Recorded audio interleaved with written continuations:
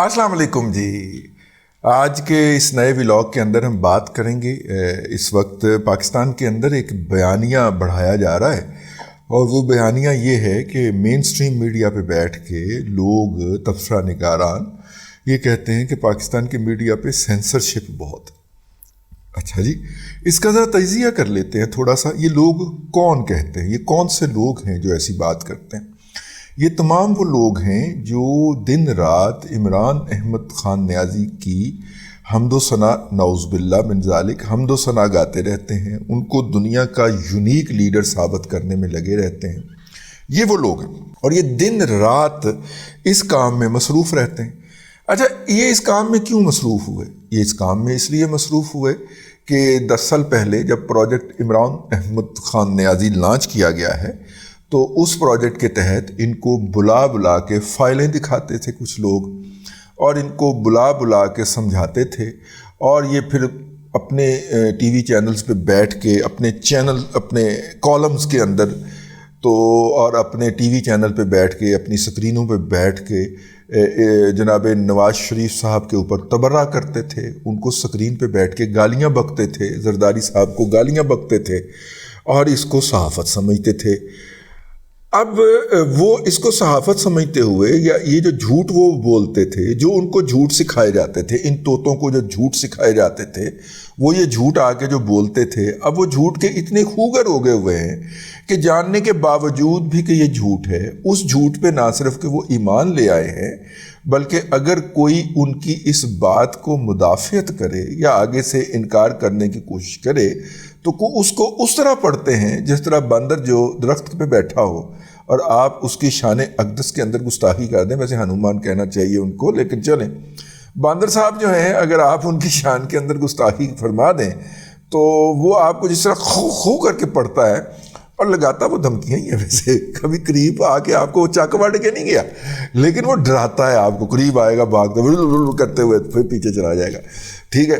लेकिन वो आपको जिस तरह आगे से दांत निकाल के जिस तरह करता है, घुर्राता है आपके ऊपर, उसी तरह ही ये लोग घुर्राते हैं आपके ऊपर और आपको पकड़ने के लिए, मारने के लिए दौड़ते हैं। तो कहने का मतलब ये है कि जिस तरह वो लोग जो हैं वो बंदर साहब का जो रवैया है वही हमारे इन तबसरा निगारों का रवैया। भाई सीधी सी बात है, आपको झूठ सिखाया गया, आपने वो झूठ बोला, अब जिन्होंने झूठ सिखाया था वही कह रहे थे क्या झूठ बोलना बंद कर दो। भाई जिनसे आपने जाके फाइलें देखी थी अब वही कह रहे हैं कि ये हमने आपको झूठ बोला था, ठीक है। अब ये झूठ बोलना बंद कर दो तो जनाब सेंसर लग गई है, अदारों के ऊपर प्रेशर डाला जा रहा है, अदारों के ऊपर वो डाला जा रहा है। ओए पिछली पार्टी कहती है कि ऐसी झूठ दसिया सी, ये हमने झूठ बोला था। वो आपने लतीफ़ा सुना होगा ना कि 5 जो है वो ऊँट जा रहे हैं तो सबसे आगे वाला ऊँट कहता है कि मेरे पीछे 4 ऊँट हैं, ठीक है, और सबसे पीछे वाला ऊँट कहता है मेरे आगे 4 ऊँट हैं। लेकिन वो जो दरमियान वाला ऊँट है वो कहता है कि मेरे आगे भी 4 ऊँट हैं, पीछे भी 4 ऊँट हैं। ये वो बुझारत है, ये वो पहेली है जिसके ऊपर हमारे बच्चों का पूरा बचपन गुजरा है। तो वो फिर पूछते हैं कि बताएं वो कैसे कहता है कि मेरे आगे भी 4 ऊँट हैं और पीछे भी 4 ऊँट हैं, हालांकि उसके आगे भी 2 ऊँट हैं, पीछे भी 2 ऊँट हैं, ठीक है। तो उसके ऊपर फिर अपना बुजुर्ग जो होते हैं कि नहीं ये तो कैसे मुमकिन है, ये तो मुझे नहीं आती। तो बच्चा फिर कहता है निकालें 10 रुपये 10 रुपये देते हैं तो बड़े आराम से कहता है वो दरमियान वाला ऊँट झूठ बोल रहा है ये भी वो वाले ऊँट हैं कि जो कहते हैं हमारे आगे भी 4 ऊँट हैं, पीछे भी 4 ऊँट हैं, और भाई आपके आगे भी 2 हैं, पीछे भी 2 हैं। ये आप लोगों को ये झूठ का कारोबार सिखाया गया क्योंकि प्रोजेक्ट इमरान खान लॉन्च करना था और प्रोजेक्ट इमरान खान के लॉन्च करने के लिए जाली कहानियाँ घड़ी गईं और कहानियाँ लोगों को सुनाई गईं। हम वो गुनाहगार रांदा दरगाह लटैर रिपोर्टर हैं, हमने उस वक्त इसके ऊपर विसल बजाई, लिहाजा इधरों पई उधर पे, इधरों पई उधर डिगे, गिरते गिराते जो है वो हम वहाँ से निकले, गद्दारियों के केस भुगते, एक कल भी भुगत के आया, ठीक है। मेरा मतलब है कि सारा कुछ किया लेकिन हमने कहा यार ये आप गलत कर रहे हैं, ये सही नहीं है, ये दुरुस्त नहीं है। वो भाई वो झूठ है, ठीक है, उसकी कीमत भी अदा की करनी चाहिए थी, वरना ये शोभा ही ना चुनते, جب یہ طے کر کے آئے تھے کہ اس کی قیمت ہے اور یہ ادا کرنی ہے تو کریں. لیکن حضور آپ جو تھے آپ نے لائف انجوائے کی, کروڑ 2 کروڑ روپیہ مہینے کا آپ کو آپ کے یوٹیوب چینل سے دلوایا گیا. جعلی لاگرتھم جنریٹ کرنے کے لیے امریکہ, آسٹریلیا, کینیڈا, برطانیہ, سنگاپور, UAE کے اندر لوگ بھرتی بھی کیے گئے جنہوں نے آپ کی جو تھی مطلب آپ کی جو حقیقت ٹی وی ہوتی تھی, میرا مطلب آپ کی جو ہوتی تھی آڈیو ہوتی تھی, ویڈیو ہوتی تھی, یا آپ کا جو ولاگ ہوتا تھا ڈسکس, وہ پاکستان کے کسی کونے خدرے میں نہیں ہو رہا ہوتا تھا یا دنیا میں, دیکھ اس کو 4 لاکھ بندہ گیا ہوتا تھا. تو وہ کیا تھا جو آپ کر رہے تھے, اور آپ کو بھی پتا تھا کہ آپ کو یہ والی رشوت دی جا رہی ہے. اور جب وہ رشوت دی جا رہی تھی اور آپ کو وہ مزہ آ رہا تھا, آپ کے فارم ہاؤسز بن رہے تھے, آپ جناب یہاں پہ چلتے ہوئے کاروبار خرید رہے تھے, لیبارٹریاں کھول رہے تھے, ہسپتال بنا رہے تھے. یار جرنلسٹ 80 کار پتہ نہیں کیوں بنایا, تو یار یہاں پہ 8 ملٹی سٹوری ہاسپٹل بلڈنگز بن گئی بعض جرنلسٹوں کی, اور وہ امریکہ سے اپنا چلتا پھرتا کاروبار چھوڑ کے پاکستان واپس آ گئے. لیبارٹریاں بن گئیں, سکولوں کی چینیں خرید لی انہوں نے. یار میرا مطلب ہے واٹس دس, ٹھیک ہے. اور کیونکہ آپ ان کا بتایا ہوا جھوٹ بول رہے تھے, اور وہ جھوٹ جو تھا آگے بیچا اور خریدا بھی جا رہا تھا, ٹھیک ہے. کانٹریکٹ مینوفیکچرنگ ہو رہی تھی کہ آپ یہ جھوٹ مینوفیکچر کریں گے تو ہم اتنے کا خریدیں گے, تو خریدار جو تھے وہ خرید رہے تھے. اب وہی لوگ کہہ رہے ہیں کہ نہیں بھائی نا مزید جھوٹ نہیں بولنا, تو آپ کہتے ہیں کہ صحافت کے اوپر پابندیاں لگ گئی. نہ آپ پہلے صحافت کر رہے تھے, نہ آپ اب صحافت کر رہے ہیں. آپ پہلے بھی جھوٹ کا کاروبار کر رہے تھے, آپ اب بھی جھوٹ کا کاروبار کر رہے ہیں. اب چونکہ وہ کاروبار کے بائر جو ہیں وہ ختم ہو گئے ہیں, اور آپ کو پکڑ کے اندر ٹکی جا رہے ہیں, اور آپ کا خیال ہے کہ ہم اس پہ شور مچائیں کہ آزادی اظہار یا آزادی صحافت خطرے میں ہے.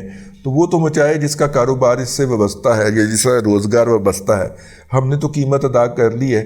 ہم تو ونڈیکیٹ ہو رہے ہیں کہ ایسی کہہ رہے ہیں تم جھوٹ بول رہے ہو, اور ہم تو ونڈیکیٹ ہو گئے, ہم تو کنفرم ہو گئے تاریخ کے چوراہے کے اندر کہ آپ جھوٹ بول رہے تھے. تو اب یہ جھوٹ بولنا بند کر دیجئے. ایک تو یہ بات. لیکن خبر یہ نہیں تھی یا موضوع یہ نہیں تھا آج کا, ویسے ہی شروع میں یہ یاد آ گیا. خبر اصل میں یہ ہے کہ گزشتہ دنوں 4 سفارتکاروں سے جناب سید طلعت حسین صاحب ٹکر گئے ہیں, اور انہوں نے جو ہے وہ بتایا ہے ان کو کہ PTI نے مختلف ٹیمیں بنائی ہوئی تھیں یا بنائی ہوئی ہیں, اور خاتون کا نام انہوں نے نہیں بتایا, لیکن ڈیفینیٹلی اس میں شاندانہ گلزار صاحبہ بھی شامل ہوں گی. اور یہ ٹیمیں جو تھیں یہ روزانہ کی بنیاد کے اوپر مختلف ایمبیسیز کے اہلکاروں کو, خاص طور پہ غیر ملکی اہلکاروں کو ٹارگٹ کرتی تھیں. ان کے ساتھ خواتین و حضرات کا یہ 5 یا 6 کا ٹولہ جو ہوتا تھا, اور 1 سے زائد ٹولے تھے یہ جا کے ان کو ملتے تھے اور ان کو بریفنگز دیتے تھے, ان کو بتاتے تھے کہ پاکستان کے اندر جو ہے وہی واحد پاور ہیں جو ان کے مفادات کا تحفظ کر سکتے ہیں. پھر جب وہ مطلب کہ آپ نے ان کے پولیٹیکل سیکٹری سے مل لیا, پھر فرسٹ سیکٹری لیول کے بندے سے پھر آپ نے مل لیا, اب ان دونوں نے کیس تیار کیا کہ دیکھو نا کہ بجائے اس کے کہ ہم یہاں پہ ملازم رکھیں, ان سے ہم پولیٹیکل رپورٹس لکھوائیں, یہ بڑی بنائی رپورٹاں سارے کو آ جاندیاں نے, یہ دے کے جاندے نے.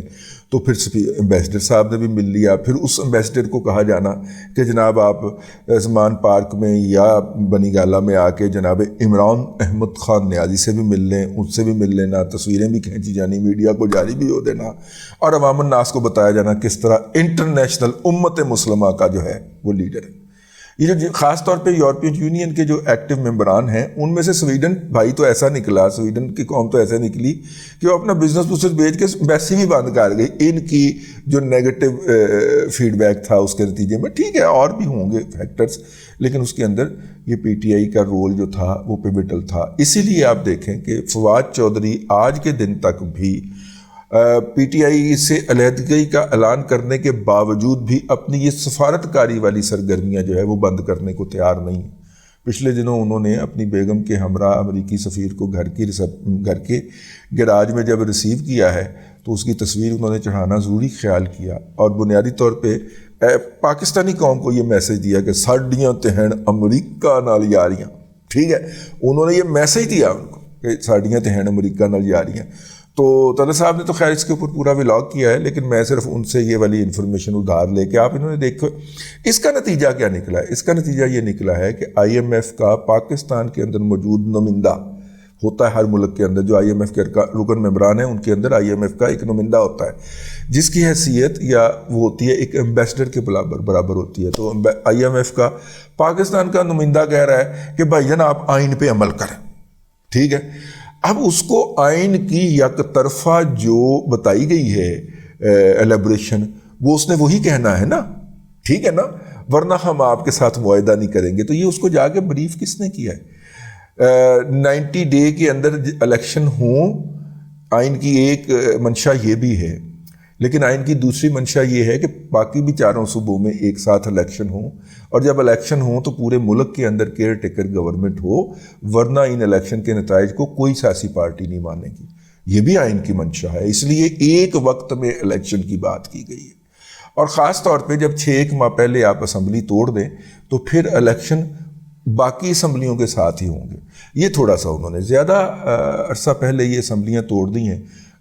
اگست میں اسمبلیوں کی عمر پوری ہو رہی تھی، تو اگر وہ توڑتے اسمبلیاں فروری کے اندر یا مارچ کے اندر، ٹھیک ہے، تو پھر الیکشن ہونے تھے، تو انہوں نے جان بوجھ کے جنوری میں توڑی تاکہ وہ پھڈا ڈال سکے عمران احمد خان نیازی صاحب۔ اور پھر اس کے اوپر انہوں نے ون سائیڈڈ پروپیگنڈا اتنا زیادہ کیا ہے، لگتا انہوں صفات خاریہ وچ رج کے حرام خور بیٹھے ہوئے جو محنت نہیں کر سکتے، ٹھیک ہے۔ محنت کریں تو وہ اس آئین کو پڑھ لیں، کسی سے ایلیبریشن کروا لیں، ورنہ تو پھر آئی ایم ایف کا بندہ یہ نہ کہتا کہ آئین کی وائلیشن ہوئی ہے۔ آئین کی وائلیشن نہیں ہوئی ہے، آئین کی منشا اور روح کے عین مطابق جو ہے یہ پی ڈی ایم نے فیصلہ کیا ہے کہ اگر ہم نے الیکشن کروانے ہیں تو چاروں صوبوں کے اندر اور وفاق کے اندر کیئر ٹیکر گورنمنٹ ہونی چاہیے، کسی ایک جگہ پہ بھی پرماننٹ گورنمنٹ نہیں ہونی چاہیے، ورنہ وہاں کے نتائج جو ہیں وہ تشکیک کا شکار ہو جاتے ہیں۔ ویسے الیکشن جو ہیں وہ تو آر ٹی ایس کے بند ہونے کے بعد بھی تشکیک کا شکار نہیں ہوتے، اور سب سے ٹرانسپیرنٹ گورنمنٹ جو ہوتی ہے وہ پی ٹی آئی کی ہوتی ہے، جس کے اندر بعد میں ایک جادوگرنی جو ہے وہ 5 کرات کے ہیرے کی انگوٹھیاں پکڑتی ہوئی پائی جاتی ہے، اور جب عدالت اس کو طلب کرتی ہے تو عدالت میں جا کے پھوکے مارتی پھرتی ہے، ٹھیک ہے، شف دی بھین لگتی ہے مینوں تے جا کے عدالت پھوکا مار دیے۔ عمران خان بعد میں انٹر ہوتا ہے، پہلے وہ جا کے صفائی کرتی ہے وہاں سے، ہیں پتہ کی پتہ انہوں جن نظر آندے ہون کوئی اتنے کھڑے ہوئے، انہوں نے پھونکا مار کے بھسم کر دیتی ہو، برشت کر دیتی ہو، اور اس کے بعد جو ہے وہ اس کی جگہ پہ اپنے چمونا جات نہیں، میرا مطلب موکلین جو ہے وہ انسٹال کرتی ہو، اور پھر عمران خان کو ان کے درمیان میں سے ان کے جلوں میں اندر لے کے جاتی ہوں۔ کیا کہہ سکتے ہیں ہم؟ بہرحال جی یہ کچھ باتیں تھیں، میں نے کہا آپ کی خدمت میں عرض کر دی جائیں۔ اب تک کے لیے اتنا ہی، اگلے ولاگ کے اندر پھر ملاقات ہوگی۔ اللہ تبارک و تعالیٰ آپ کو آسانیاں عطا کرے اور آسانیاں خلق خدا میں تقسیم کرنے کی توفیق اللہ۔